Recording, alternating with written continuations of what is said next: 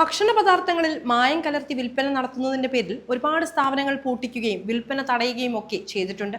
ഇത്തരം രീതികൾ തടയാൻ ആരോഗ്യ വകുപ്പിന്റെ ഭാഗത്തു നിന്നും വ്യാപക പരിശോധനയാണ് നടന്നുവരുന്നത്.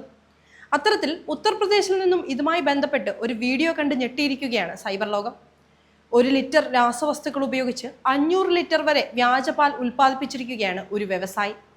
സംഭവത്തിൽ അഗർവാൾ ട്രേഡേഴ്സ് ഉടമയായ അജയ് അഗർവാളിനെ പോലീസ് അറസ്റ്റ് ചെയ്തിട്ടുണ്ട്.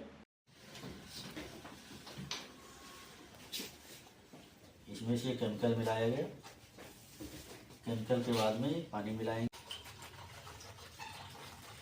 एक गन्नी केमिकल में आधा लीटर दूध तैयार हो गया। अब इसमें थोड़ा इसमें से मिल्क की फ्लेवर है।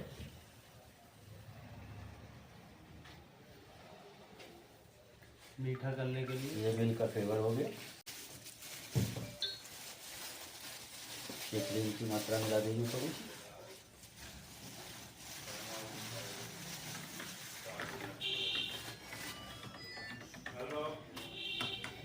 अब ये दूध बन के तैयार है।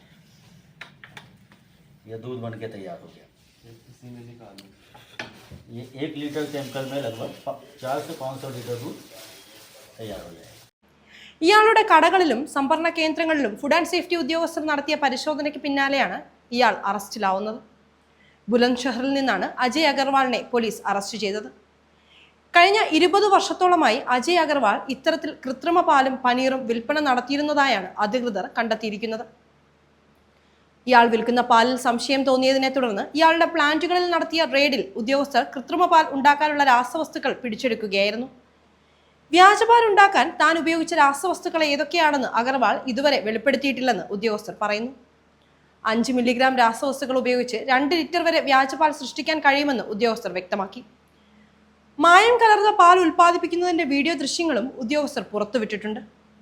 ഒരു കുപ്പി പാലുണ്ടാക്കാൻ അപകടകരമായ വിവിധ രാസവസ്തുക്കൾ ഉപയോഗിച്ച് തയ്യാറാക്കിയ ലായനിയും പാലാണെന്ന് മണത്തിലും രുചിയിലും തോന്നാനുള്ള വിവിധ ഉൽപ്പന്നങ്ങളും വെള്ളത്തിലേക്ക് ചേർക്കുന്നതോടെ ലിറ്റർ കണക്കിന് പാൽ തയ്യാറാകുന്നു.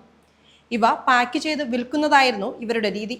ഇതിനായി ഉപയോഗിച്ച ഉൽപ്പന്നങ്ങളിൽ മിക്കതിന്റെയും കാലാവധി കഴിഞ്ഞതാണെന്നും പരിശോധനയിൽ കണ്ടെത്തിയിട്ടുണ്ട്. പാൽ ഉൽപ്പാദിപ്പിക്കാൻ ഉപയോഗിച്ചിരുന്ന രാസവസ്തുക്കളെ കുറിച്ചറിയാൻ അജയ് അഗർവാളിനെയും സഹപ്രവർത്തകരെയും പോലീസ് ചോദ്യം ചെയ്തു വരികയാണ്.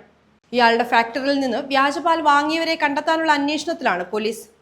കഴിഞ്ഞ 6 മാസത്തിനുള്ളിൽ വ്യാജപാൽ ഉൽപ്പന്നങ്ങൾ എവിടെയൊക്കെ വിതരണം ചെയ്തെന്ന് കണ്ടെത്താനുള്ള ശ്രമത്തിലാണ് തങ്ങളെന്ന് ഫുഡ് ആൻഡ് സേഫ്റ്റി ഉദ്യോഗസ്ഥരും പറഞ്ഞു.